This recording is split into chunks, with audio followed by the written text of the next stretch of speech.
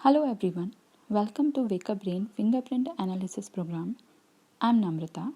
आज इस वीडियो में हम बात करेंगे कि DMIT कैसे हमारे यूनिक टैलेंट को जानने में तो मदद करता ही है, साथ ही हमारा लर्निंग स्टाइल और हमारी वीकनेस के बारे में भी हमें बताता है। DMIT की हेल्प से हम अपने लिए बेहतर करियर ऑप्शन भी सेलेक्ट कर सकते हैं। अगर आपको DMIT के बारे में और अधिक जानना है तो आप मेरी लास्ट वीडियो को देख सकते हैं, जिसका लिंक इस वीडियो के डिस्क्रिप्शन बॉक्स में दिया है। DMIT के लिए आपके दोनों हाथों के फिंगरप्रिंट्स को स्कैन किया जाता है और फिर उनकी स्टडी करने के बाद एक रिपोर्ट बनाई जाती है। यहाँ एक सैम्पल रिपोर्ट मैं आपको दिखा रही हूँ। रिपोर्ट में सबसे पहले आपको पर्सनैलिटी के बारे में बताया जाता है। हर इंसान के अंदर दो तरह की पर्सनैलिटी होती हैं, प्राइमरी पर्सनैलिटी और सेकेंडरी पर्सनैलिटी। प्राइमरी पर्सनैलिटी ये बताती है कि जब आप उन लोगों के साथ मिलते हैं जिनके साथ आप ज़्यादा क्लोज नहीं हैं, या वो जिनसे आप पहली बार मिले हैं उनके साथ आप कैसा बिहेव करते हैं। इसके मैट्रिक्स आपके लेफ़्ट हैंड के थंबप्रिंट से मिलते हैं। सेकेंडरी पर्सनैलिटी ये वो होती है जो ये बताती है कि जब आप अपनों के बीच होते हैं तब कैसा बिहेव करते हैं, और इसके मैट्रिक्स हमें राइट हैंड के थंबप्रिंट से मिलते हैं। यहाँ स्क्रीन पर आप एक डिस्क प्रोफाइल देख रहे हैं जो ये बताती है कि हमारी पर्सनैलिटी 4 तरह से बिहेव करती है। फर्स्ट है डोमिनेंट, जिसे हमने ईगल से रिलेट किया है। ऐसे लोग हार्ड वर्कर, गोल ओरिएंटेड और डोमिनेटिंग होते हैं, पर साथ ही इम्पेशेंट और इनसेंसिटिव भी होते हैं। सेकेंड पर्सनैलिटी बिहेवियर है इन्फ्लुएंसिंग, जिसे पीकॉक से रिलेट किया है। ऐसे लोग सेंटर ऑफ अट्रैक्शन तो होते ही हैं और ऑप्टिमिस्टिक भी होते हैं, पर इन लोगों की वीकनेस होती है टाइम मैनेजमेंट। ऐसे लोग टाइम को मैनेज नहीं कर पाते। थर्ड बिहेवियर है स्टेडीनेस, जिसे डव से रिलेट किया है। ऐसे लोग पीस लवर और लॉयल तो होते ही हैं, पर टफ डिसीजन लेने में इन्हें मुश्किल होती है। फोर्थ पर्सनैलिटी बिहेवियर है कंप्लायंट, जिसे आउल से रिलेट किया है। ऐसे लोग डिप्लोमेटिक होते हैं और साथ ही लॉजिकल सोचते भी हैं, पर दूसरों की कमियां निकालने में ये माहिर होते हैं। तो इस तरह से पर्सनैलिटी को डिफ़ाइन किया जाता है। हो सकता है कि आपकी दोनों ही पर्सनैलिटी सेम हो या दोनों अलग भी हो सकती हैं। अब बात करते हैं फिंगरप्रिंट एनालिसिस के बारे में। हम सभी जानते हैं कि हर इंसान के अंदर मल्टीपल इंटेलिजेंसेस होते हैं, और इसी के आधार पर आपके फिंगरप्रिंट्स को स्कैन करने के बाद एक रिपोर्ट बनाई जाती है जो ये बताती है कि आपकी कौन सी स्किल वीक है, या कौन सी एवरेज है, या वो कौन सी स्किल्स हैं जो आपकी स्ट्रेंथ हैं। स्ट्रेंथ का मतलब वो स्किल्स जो आपको दूसरों से अलग पहचान दिलाने में आपकी मदद कर सकती हैं। तो सबसे पहले बात करते हैं आपकी इंटरपर्सनल और इंट्रापर्सनल स्किल्स की, जिनके मैट्रिक्स आपके थंब से मिलते हैं। ये मैनेजमेंट स्किल हैं। इंटरपर्सनल यानी कि सेल्फ मैनेजमेंट एबिलिटी, आप खुद को कितना बेहतर जानते हैं और अपना अच्छा बुरा समझना, ये सब आपके राइट हैंड के थंब से मिलता है। वहीं इंटरपर्सनल एबिलिटी यानी कि आपकी लीडरशिप स्किल, और साथ ही आप दूसरों को कितना समझते हैं और उनसे कैसे काम करवाते हैं, ये सब आपके लेफ़्ट हैंड के प्रिंट से मिलता है। नेक्स्ट हम बात करते हैं लॉजिकल और थिंकिंग एबिलिटी की, जो नाम से ही पता चलता है कि इससे हमारे लॉजिकल थिंकिंग का पता चलता है कि आप किसी भी कॉन्सेप्ट की कितनी डीप स्टडी कर सकते हैं, मैथ्स की कैलकुलेशन में या लॉजिकल रीज़न जानने में आप कितने फास्ट हैं। अगर किसी की टेस्ट रिपोर्ट में ये एबिलिटी वीक होती है तो इसका मतलब ऐसा बच्चा पढ़ाई में उतना इंटरेस्ट नहीं लेता। नेक्स्ट है विजुअल और स्पेशियल एबिलिटी, जो हमारी इमेजिनेशन पर काम करती है कि हम बिना दिखे चीज़ों को कैसे इमेजिन करते हैं। सपोज़ करिए अगर मैं आपसे कहूँ कि आपको आंख बंद करके इमेजिन करना है कि आप ऐसी जगह बैठे हैं जो आपने कभी नहीं देखी, या फिर किसी खाली घर का इंटीरियर डिज़ाइन करना है, तो ये काम कुछ लोगों के लिए तो काफ़ी आसान होता है और कुछ के लिए मुश्किल। तो जिनके लिए काम बहुत आसान होता है वो बहुत अच्छे डिज़ाइनर बन सकते हैं, और ये एबिलिटी उनकी स्ट्रेंथ होती है। इसके मैट्रिक्स आपकी लेफ़्ट हैंड के इंडेक्स फिंगर से हमें मिलते हैं। अब बात करते हैं फाइन और ग्रॉस मोटर स्किल्स की, जिसके मैट्रिक्स हमें मिडिल फिंगर से मिलते हैं। फाइन मोटर स्किल्स यानी कि ऐसे काम जिसमें मूवमेंट कम होता है और जो आप एक जगह बैठ के करना पसंद करते हैं। इसमें आपके हाथों और उंगलियों का कंट्रोल काफ़ी अच्छा होता है। ऐसे लोगों को ज़्यादातर भागा दौड़ी वाले काम करना बिल्कुल भी पसंद नहीं होता। वहीं ग्रॉस मोटर स्किल्स ये बताती है कि अगर ये स्किल आपकी स्ट्रेंथ है तो आप एक जगह टिककर बैठ ही नहीं सकते, आपको घूमते रहना पसंद है, और आपको वो सभी एक्टिविटीज़ करना पसंद है जिसमें आपकी बॉडी का फुल मूवमेंट हो, जैसे डांस, स्विमिंग या कोई भी स्पोर्ट। नेक्स्ट हम बात करते हैं लैंग्वेज एबिलिटी की। इसके अंदर आपकी लैंग्वेज स्किल्स, जैसे आपकी अपनी और अन्य भाषाओं पर पकड़, आपकी राइटिंग स्किल्स। ऐसे लोग जिनके अंदर ये एबिलिटी स्ट्रांग होती है वो स्पीच देने में काफ़ी अच्छे होते हैं। ये एबिलिटी हमारी राइट हैंड की रिंग फिंगर से मिलती है और वहीं हमारी लेफ़्ट हैंड की रिंग फिंगर हमारी म्यूज़िकल और इमोशनल एबिलिटी शो करती है।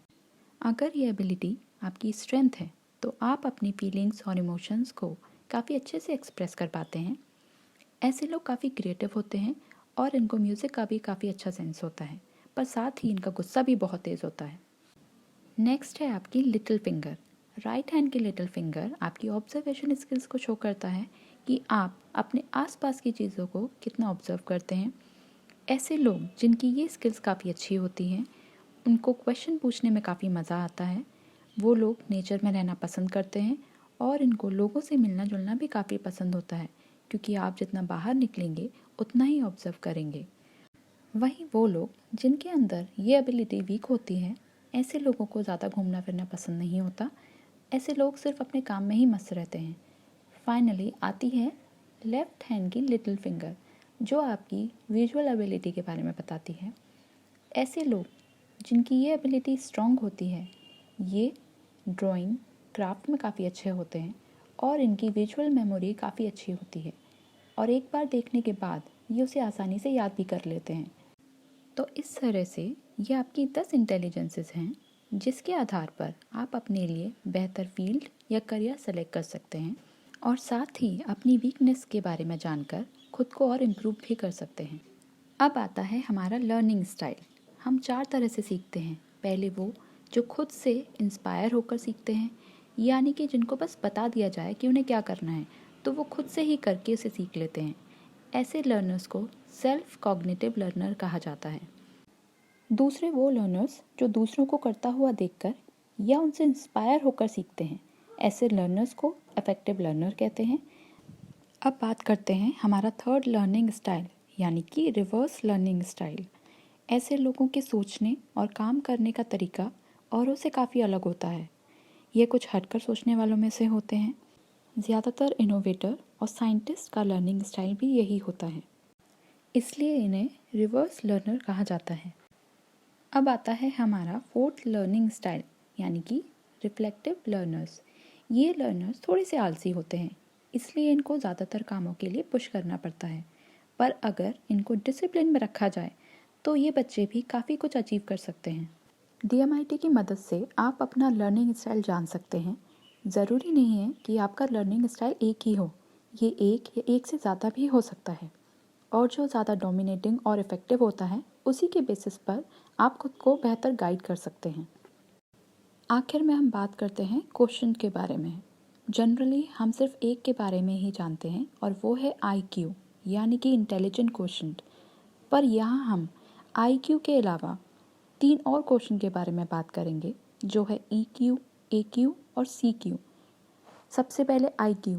IQ का मतलब है इंटेलिजेंट क्वोशंट, जो हमारे सोचने समझने के बारे में बताता है कि हम लॉजिकली और मेंटली कितने शार्प हैं और अपने दिमाग का कितना यूज़ करते हैं। IQ को हम आपके लॉजिकल और लैंग्वेज स्किल की रीडिंग के आधार पर निकालते हैं। अब बात करते हैं CQ की, यानी कि क्रिएटिव क्वोशंट, जो हमें बताता है कि हमारी क्रिएटिव स्किल्स कैसी हैं। इसे हम म्यूज़िकल और विजुअल स्किल के आधार पर निकालते हैं। अब आता है EQ, यानी कि इमोशनल क्वोशंट, जिसे हम इंटरपर्सनल और इंट्रापर्सनल एबिलिटी के आधार पर निकालते हैं, जो कि हमारी मैनेजमेंट एबिलिटी है। लास्ट में हम बात करते हैं AQ, यानी कि एडवर्सिटी क्वोशंट। ये हमारे काइनेस्थेटिक मूवमेंट, यानी कि फाइन और क्रॉस मोटर स्किल और हमारी ऑब्जर्वेशन स्किल, इन दोनों के बेसिस पर निकाला जाता है। IQ के अलावा EQ, CQ और AQ, इनका जानना भी बहुत ज़रूरी है। फॉर एग्ज़ाम्पल, अगर आपके रिज़ल्ट में EQ काफ़ी स्ट्रॉन्ग आता है तो आप ऐसी सिचुएशन जहां आमतौर पे कोई भी व्यक्ति पैनिक कर सकता है, ये लोग बिना पैनिक हुए सिचुएशन को बहुत अच्छे से ऑब्जर्व करके तुरंत हैंडल कर लेते हैं। और वहीं अगर आपका एडवर्सिटी क्वोशंट वीक होगा तो आप ऐसी सिचुएशन को हैंडल नहीं कर पाएंगे, घबरा कर या तो पैनिक हो जाएंगे या फिर कुछ गलत स्टेप भी उठा सकते हैं। इन शॉर्ट, अगर आपको अपने इन सभी क्वेश्चन के बारे में पहले से ही आइडिया लग जाए तो आप अपने आप को और बेहतर कर सकते हैं, साथ ही अपने लिए बेहतर करियर ऑप्शन तो सेलेक्ट कर ही सकते हैं और अपनी वीकनेस को ओवरकम भी कर सकते हैं। तो इस तरह से DMIT टेस्ट के रिज़ल्ट से आप अपने बारे में सभी इन्फॉर्मेशन पा सकते हैं। आपकी वो सभी वीकनेस जो आपको लगता है कि आप ऐसा कभी कभी करते हैं, ये आपका वो टैलेंट जिस पर आपने अभी तक गौर ही नहीं किया हो। और साथ ही आपकी वीकनेस को ध्यान में रखकर कुछ बेसिक एक्सरसाइज बताई जाती हैं जिसे रेगुलर करने पर आप उसे ओवरकम कर सकते हैं। लास्ट के पेज में आपको आपकी इंटेलिजेंस के आधार पर करियर ऑप्शन दिया जाता है जो ये बताता है कि आप किस फील्ड में सबसे अच्छा करियर बना सकते हैं। तो इस तरह से हम सिर्फ आपके फिंगरप्रिंट को स्टडी करके आपको आपके बारे में एक डिटेल इन्फॉर्मेशन देते हैं जो आपको सही गाइडेंस तो देता ही है, साथ ही आपकी खुद से पहचान भी करवाता है कि आप उस हुनर के मालिक हैं जिसे भगवान ने सिर्फ आपको ही दिया है और ये आपका यूनिक टैलेंट है। नेक्स्ट वीडियो में आपको फिंगरप्रिंट्स के पैटर्न्स, टाइप और उनके कैरेक्टर्स के बारे में बताऊंगी। इसलिए अगर आपने अभी तक इस वीडियो को सब्सक्राइब नहीं किया है तो प्लीज़ इसे सब्सक्राइब करिए और हाँ, बेल आइकन को प्रेस करना भी ना भूलें, इससे आपको नोटिफिकेशन मिल जाएगा। DMIT से रिलेटेड अगर आपका कोई भी सवाल है तो आप मुझे इस दिए हुए नंबर पर व्हाट्सएप कर सकते हैं या फिर इस वीडियो के कमेंट बॉक्स में जाकर लिख सकते हैं। Thank you for watching this video.